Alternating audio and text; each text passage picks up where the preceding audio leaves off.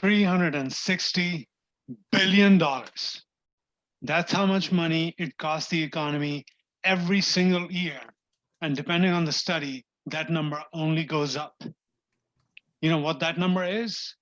That's the damage done to the economy. That's the waste driven in the economy every year because of bad bosses.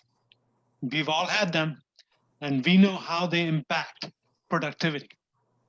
You disengage, you step back, you do the minimum possible. Even if the boss tries to work you hard, you might do only what you are told to do, shutting off your brain so you don't add value with your creativity, with your original ideas. You don't want to contribute. You call out sick at every given opportunity. You make bad decisions to hurt the organization, large or small. We have all experienced these stories. At every organization, this is an endemic issue. And it doesn't stop there. The damage continues because those people who work for bad bosses are much more likely to leave. And as they leave, all that cost for recruitment, for onboarding, it adds up. This issue is so well known, but so little is still done about it today. Several years ago, I was unfortunate enough to have an extremely bad boss at a time when the company was having an extremely bad year. And it just stunk. Work kept piling up. There was a revolving door. Many of my friends left. Some were laid off. And not once did this person come to me and say, hey, I know it's tough, but we'll get through this. I'm here to support you. It was just more work, complete apathy. And I wondered, how do such people get there? Well, there are many reasons for bad people managers. There are many reasons for bad bosses. But we need not concern ourselves with all of those tonight in this finite amount of time we have. I just wanted to throw a few thoughts at you, 3 in total, for your consideration, so we can do something about it, something within our sphere of influence. Number 1, consider yourself as a shareholder. No matter how small or big your holding might be, we have influence as shareholders.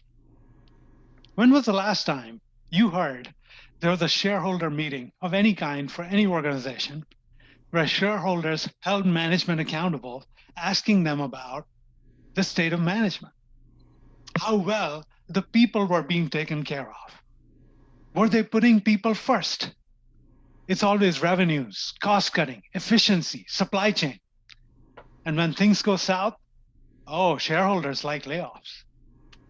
But which shareholder gets up and says, what are you doing to take care of your people? What are you doing to develop them?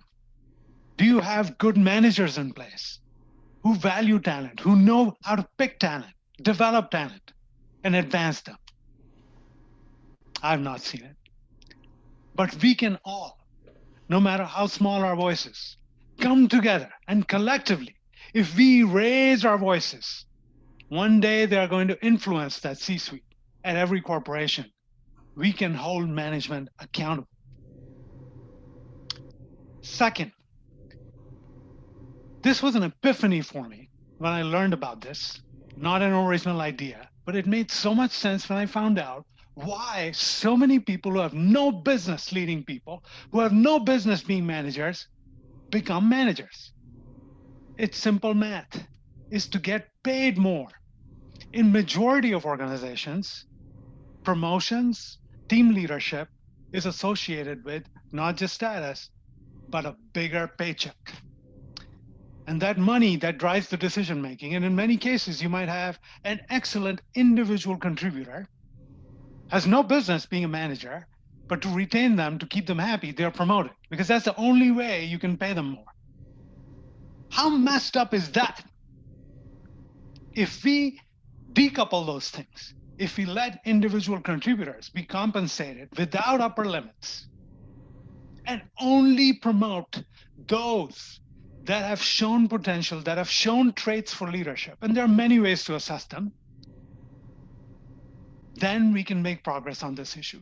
So many people becoming managers who have no business becoming managers. So if you have any influence, you can make sure that this does not happen. And finally, number 3 today, look at ourselves. Do we take the easy way out when it comes to being a manager? Times are tough right now. COVID has taken a bite out of almost every P&L that I have heard of. And this is when our people take the back seat. Put people first. When times are bad, those are great times to engage your team, understand their aspirations, understand their career development goals, find resources, be creative. Even if the training budget is evaporated, figure out what you can teach them, what somebody in your network can teach them. But unless you engage, unless you find out what it is that they are looking to do, and if they're lost, give them guidance, it doesn't work. So it is important that we look at ourselves in the mirror and make sure that we are investing in our people, that we are not being those bad bosses.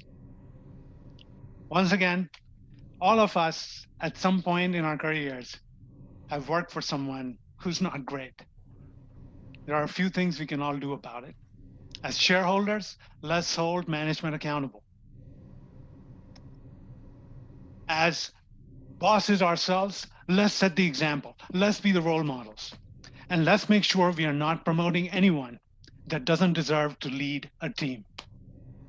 If any of those resonate with you, if you can support with even a single one, can I get a big yes?